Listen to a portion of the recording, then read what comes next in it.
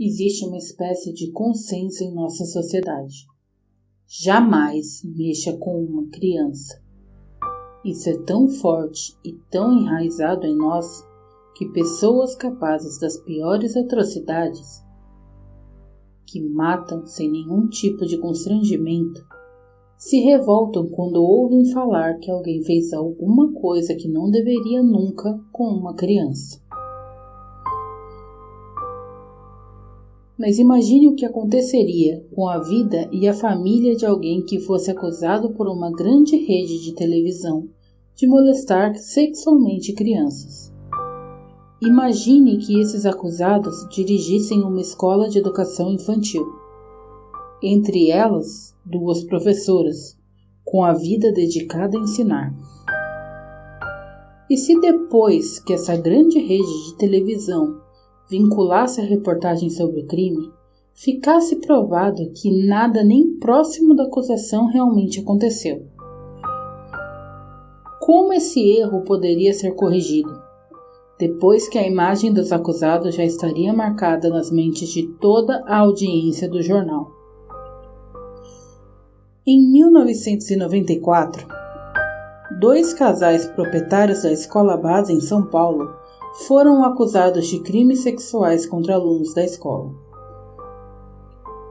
Acusação infundada que destruiu a vida dos proprietários da escola. Em 1992, o sonho de Maria Aparecida Shimada, Cida, formada em letras e professora por missão de vida, começou a tomar forma. Ela até então trabalhava como professora e já tinha sido diretora de outras escolas particulares. Soube de uma escola de educação infantil que estava à venda por um preço que ela e a prima, Paula Milim, de Monteiro Alvarenga, também professora, poderiam arcar. As 2 e os maridos, Ikushiro Shimada, conhecido como Aires, e Maurício de Monteiro Alvarenga, adquiriram uma escolinha no bairro da Aclimação, em São Paulo. A escola então era um prédio de um único andar, praticamente caindo aos pedaços, contando com apenas 17 alunos que provavelmente cancelariam a matrícula dentro em breve. Os 2 casais trabalharam duro, inclusive aos fins de semana, transformando o prédio em um sobrado que pudesse abrigar mais crianças e construíram uma edícula nos fundos que abrigava a parte administrativa. Fizeram banheiros no pátio, que agora era totalmente cimentado. Empréstimos foram feitos em bancos. Levou 2 anos para que as obras se concluíssem por completo. No início de 1994, as obras finalmente estavam prontas e a escola contava com 72 alunos. Aires tinha fotocopiadoras, simples e próprias para plantas de engenharia, e todo dia saía do trabalho na copiadora e ia diretamente para a escola ajudar na despedida das crianças. Era ele o responsável por levar as crianças até o portão para entregá-las às mães. Maurício trabalhava como motorista na escola. Dirigia uma Kombi que fazia o transporte de parte das crianças na época. Paula cuidava da parte pedagógica e Cida administrava a escola. Tudo à base de muito trabalho duro. Os casais tinham a certeza que todo o sacrifício valeria a pena, mas não foi isso que aconteceu. Em vez de aproveitarem os frutos de seu trabalho, ambos os casais tiveram a vida destruída. Em 26 de março de 1994, o menino Fábio, então com 4 anos, aluno da escola base, estava brincando com sua mãe, Lúcia Eiko Tanose. O menino se sentou sobre a barriga da mãe e começou a se movimentar, dizendo que era assim que homens faziam com mulheres. Lúcia perguntou onde o filho tinha aprendido aquilo, e o garoto, a princípio, disse que tinha visto no videogame. Mas após insistir com o filho durante algum tempo, saiu do quarto dizendo que o menino tinha contado coisas horríveis que tinham acontecido. Disse que tinha visto uma fita de sexo na casa do coleguinha da escola, chamado Rodrigo. disse que os pais de Rodrigo tinham uma casa grande com vários quartos, cama redonda.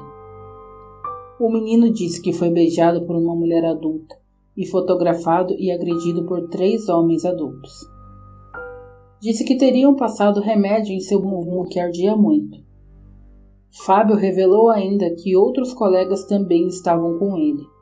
O filho dos donos da casa, Rodrigo, e 2 meninas chamadas Iracema e Cibele. Lúcia conhecia a mãe de Cibele, Cléa Perante de Carvalho. Ligou para a conhecida e contou o que o filho lhe dissera. Cléa então foi conversar com a filha, para saber que história era aquela, e a filha não só confirmou a história do coleguinha, como introduziu outros detalhes tão sórdidos quanto dos meninos. As 2 mães foram juntas à 6ª Delegacia, na zona sul de São Paulo, para prestar queixa contra os 3 casais, os donos da escolinha e o casal de pais do garoto Rodrigo. O delegado Edélcio Lemos encaminhou as crianças ao IML e pediu um mandado para realizar busca no apartamento de Saulo e Mara, pais de Rodrigo, residência que não se parecia em nada com o lugar descrito pelo menino Fábio. Nada foi encontrado. Ainda assim, o delegado convocou veículos de imprensa e deu praticamente acesso total a informações do caso. Tanto a escola quanto as residências dos acusados foram averiguados sem que nada fosse encontrado, mas a imprensa publicou a matéria com fotos e nomes dos acusados mesmo assim. Levados para dar depoimento, os proprietários da escola negavam ter feito qualquer maldade com as crianças. Disseram ter sofrido tortura psicológica e Paula ainda afirmou ter sido agredida fisicamente por policiais. Foram 23 horas seguidas de inquérito. O laudo preliminar do IML dizia que os resultados eram inconclusivos, mas poderia ter havido violência sexual contra as crianças. Nesse mesmo dia, diversos jornais e noticiários da televisão deram destaque ao caso, noticiando que o laudo afirmava que os acusados estavam sendo investigados por possível abuso contra as crianças.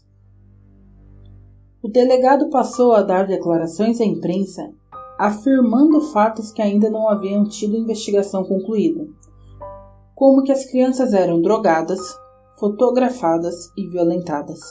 Nada disso havia sido comprovado. Um telejornal famoso chegou a sugerir que uma das crianças havia contraído HIV por meio dos abusos. Já os acusados tiveram seus nomes e rostos divulgados como se já estivessem condenados. A escola e as residências dos proprietários foram destruídas, e estes tiveram que se esconder em casas de amigos ou parentes, para não correr risco de vida, pois a população em fúria poderia tentar linchá-los. Os acusados tiveram sigilo telefônico e bancário quebrado, investigados pela CPI da prostituição infantil. Eles nem mesmo haviam sido chamados para depor oficialmente no processo.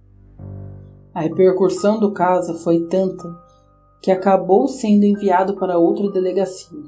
Os suspeitos foram chamados para depor. Só Saulo e Mara compareceram e tiveram prisão temporária decretada. Prisão essa que logo foi revogada. O novo delegado recebeu denúncia anônima que um fotógrafo que morava nas redondezas da escola era responsável por fotografar e vender as imagens das crianças molestadas. Nesta casa vivia um homem americano chamado Richard, que nada tinha a ver com a escola ou com o processo, mas foi preso e passou 9 dias em reclusão. As crianças chegaram a ser levadas à casa onde Richard foi preso. Uma das meninas quis brincar com um bichinho de pelúcia encontrado, e muitos veículos da imprensa noticiaram que a criança havia reconhecido a casa. Richard nem mesmo conhecia os proprietários da escola. Entre todos os veículos de imprensa que massacravam a imagem dos proprietários da escola, apenas jornalista Florestan Fernandes Jr., na época da Rede Cultura, deu espaço para que os acusados contassem sua versão da história. 2 dias depois que a prisão de Saulo e Mara foi decretada, o laudo do IML chegou às mãos dos advogados do casal. O laudo era inconclusivo. As lesões poderiam ter sido causadas por constipação da criança. Depois, a mãe dessa criança admitiu que o menino sofria de prisão de ventre, além de assaduras de fralda. Após 3 meses de tormento, em 22 de junho, o delegado Gerson de Carvalho, que então estava à frente da investigação, deu o caso como encerrado e inocentou os acusados. Os veículos de imprensa começaram a noticiar suas retratações, que não tiveram o mesmo alcance nem o mesmo destaque que as notícias que massacraram a imagem e a saúde psicológica dos proprietários da escola base. Os proprietários da escola ficaram com dívidas e tiveram seus sonhos arruinados. Cida faleceu de câncer em 2007. Aires sofreu um infarto que acabou o matando em 2014. Ambos faleceram antes de receber as indenizações do Estado e dos meios de comunicação que lhes eram devidas. Paula e Maurício se divorciaram. Maurício desenvolveu síndrome do pânico e ansiedade social. Paula se mudou com a filha para a casa de sua mãe. Nunca mais conseguiu trabalho como professora. Teve que aceitar empregos mais operacionais, como de garçonete e balconista, ganhando salário mínimo. Saulo e Mara contraíram dívidas para pagar os advogados e vivem hoje com dificuldade financeira. O Estado de São Paulo ainda briga na Justiça para não pagar a indenização aos 6 envolvidos. Em 1999, o governador Mário Covas chegou a assinar um reconhecimento de indenização a Paula, mas com sua morte, o Estado questionou esse documento. Por ter movido o processo separadamente, Paula acabou perdendo o prazo e não tem direito à indenização do Estado. Até 2013, o Estado devia a Cida, Aires e Maurício 457 mil. O Estado de São Paulo recorreu e ainda aguarda a decisão. A Rede Globo foi condenada a pagar R$1.350.000 aos 3 proprietários da escola base em 2019. A emissora recorreu e o processo ainda aguarda a decisão. Em 2014, o SBT foi condenado a pagar 100 mil para cada um dos envolvidos, Cida, Aires e Maurício. Em 2019, o livro-reportagem da jornalista Emílio Coutinho, O Filho da Injustiça, que deu voz ao filho do casal Shimada, Ricardo, narrando como sua vida foi modificada depois que o caso foi tão explorado pela imprensa. O mesmo autor já havia lançado o livro Escola Base, onde e como estão os protagonistas do maior crime da imprensa brasileira. Ambos foram lançados pela editora Casa Flutuante.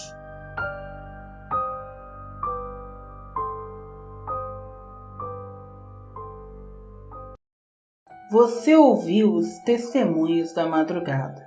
Obrigada por sua companhia.